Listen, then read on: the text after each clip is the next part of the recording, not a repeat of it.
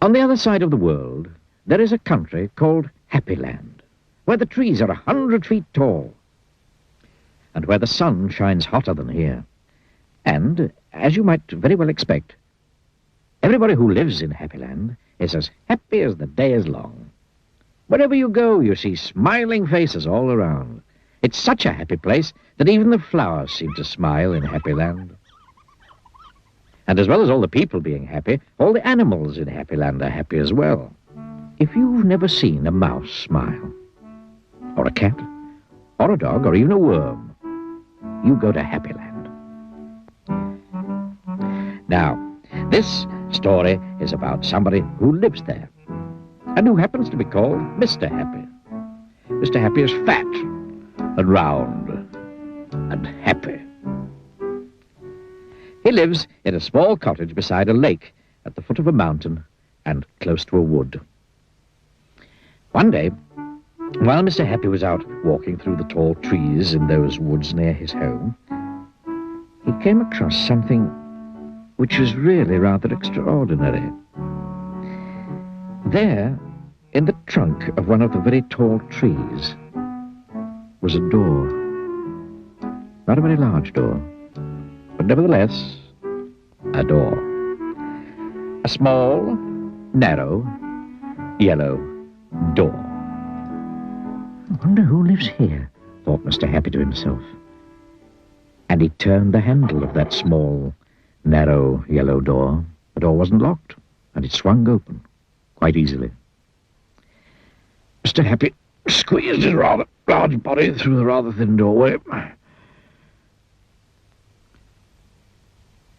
Just inside the small, narrow yellow door was a small, narrow, winding staircase leading downwards. The stairs went round and round and down and down and round and round and down and down. Eventually, after a long time, Mr. Happy reached the bottom of the staircase. He looked around and saw, there in front of him, another small, narrow door, but this one was red. Mr. Happy knocked at the door. "Who's there?" said a voice. Sad, squeaky sort of voice. "Who's there?"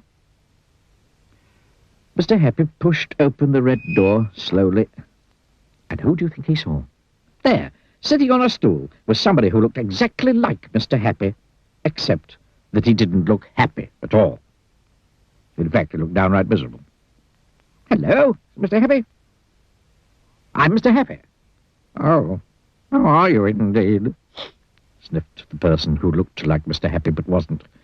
"Well, my name's Mr. Miserable, and I'm the most miserable person in the world." "Why are you so miserable?" asked Mr. Happy. "Because I am," replied Mr. Miserable. "How would you like to be happy, like me?" asked Mr. Happy. "I'd give anything to be happy," said Mr. Miserable. "Well, I'm so miserable I don't think I ever could be happy," he added miserably. Mr. Happy made up his mind quickly. "Follow me," he said. "Where to?" asked Mr. Miserable. "Don't argue," said Mr. Happy. And he went out through the small, narrow red door. Mr. Miserable hesitated, and then followed. Up and up the winding staircase they went. Up and round and round and up and round and round and up until they came out through the yellow door and into the wood. "Follow me," said Mr. Happy again, and they both set off through the wood back to Mr. Happy's cottage. Mr. Miserable stayed in Mr. Happy's cottage for quite some time. And during that time, the most remarkable thing happened. Because he was living in Happy Land, Mr. Miserable, ever so slowly, stopped being miserable. The corners of his mouth stopped turning down, and ever so slowly started turning up. And eventually, Mr. Miserable did something that he'd never done in the whole of his life. He smiled. And then he chuckled, which turned into a giggle, which became a laugh. A big, booming, hearty, huge, giant, large, enormous laugh. And Mr. Happy was so surprised that he started to laugh as well. Both of them laughed and laughed.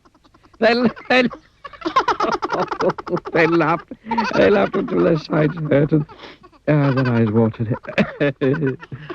Mr. Miserable laughed and laughed and laughed, and Mr. Happy laughed and laughed and laughed, and because they were laughing so much, everybody who saw them started laughing as well.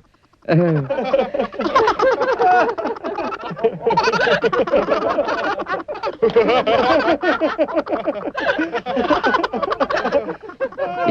the birds started, and the trees started to laugh at the thought of somebody called Mr. Miserable who just couldn't stop laughing.